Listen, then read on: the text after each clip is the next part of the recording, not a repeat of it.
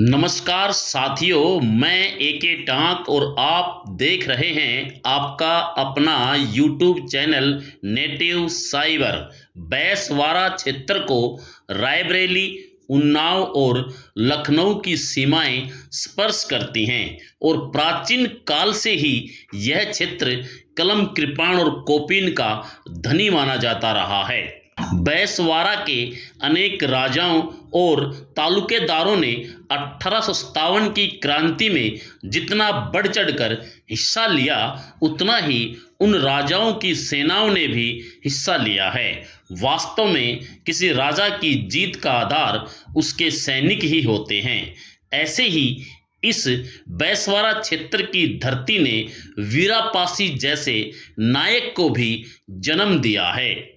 वीरापासी का जन्म 11 नवंबर 1935 को रायबरेली जिले के लोथवारी गांव में हुआ था। इनके पिता का नाम सुखवा और माता का नाम सुरजी था। दुर्भाग्य से बचपन में ही वीरा के माता पिता का निधन हो गया था।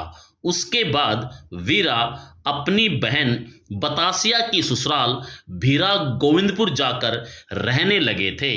भीरा गोविंदपुर में वीरा अपनी बहन बतासिया के साथ ही रहते थे।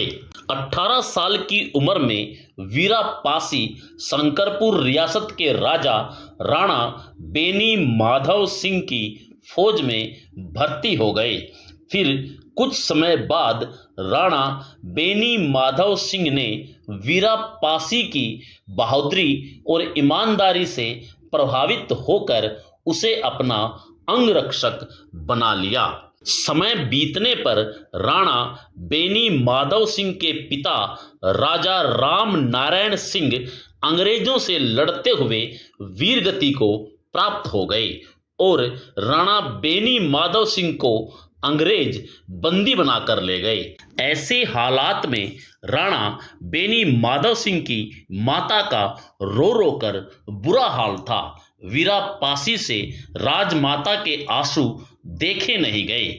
उसने अंग्रेजों की जेल से राणा बेनी माधव सिंह को छुड़वाने की योजना बनाई। जेल मैनुअल के नियमानुसार घड़ी में जितने भी बजते थे, उतनी ही बार पहरेदारों द्वारा घंटा बजाया जाता था।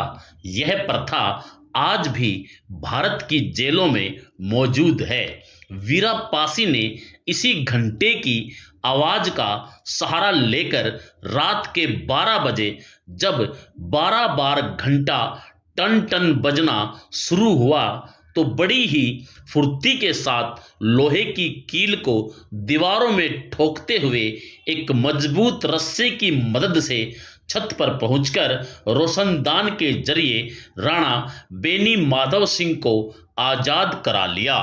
राणा बेनी माधव सिंह ने वीरापासी की इस निडरता और स्वामी भक्ति से खुश होकर वीरापासी को शंकरपुर रियासत का सेनापति बना दिया।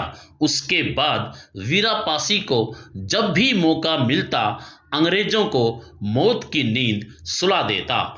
ऐसे करके वीरापासी ने लगभग 50 से अधिक अंग्रेजों को मौत के घाट उतार दिया था। इसलिए भारत से लेकर लंदन तक वीरापासी से अंग्रेज कांपते थे। अंग्रेजों ने वीरापासी से भयभीत होकर जिंदा या मुर्दा पकड़ने या उसका पता बताने वाले को 50,000 रुपए का इनाम घोषित किया था। भारतीय इतिहास में अंग्रेजों द्वारा पहली बार इतनी बड़ी धनराशि का इनाम घोषित किया गया था, लेकिन फिर भी अंग्रेज वीरापासी को पकड़ नहीं सके। मगर कुछ देसी गद्दारों की वजह से अंग्रेजों ने राणा बेनी माधव सिंह को दोबारा से घेर लिया था। उस लड़ाई में राणा बेनी माधव सिंह की रक्षा करते हुए वीरापासी ने अपने आप को बलिदान कर दिया। अपने देश और अपने राजा के प्रति वीरापासी ने अपने आप को बलिदान कर दिया। ये भारत वीरापासी के बलिदान को कभी भूल नहीं सकता। मगर अफसोस, वीरा पासी जैसे शहीदों की कहानी को लिखने के लिए इतिहास के पन्ने कम पड़ गए। हम इस वीडियो के माध्यम से वीरा पासी की शहादत को नमन करते हैं। आपने इस वीडियो को पूरा सुना, इसके लिए आपका बहुत बहुत धन्यवाद। नमो बुद्धाय। जय भीम, जय भारत।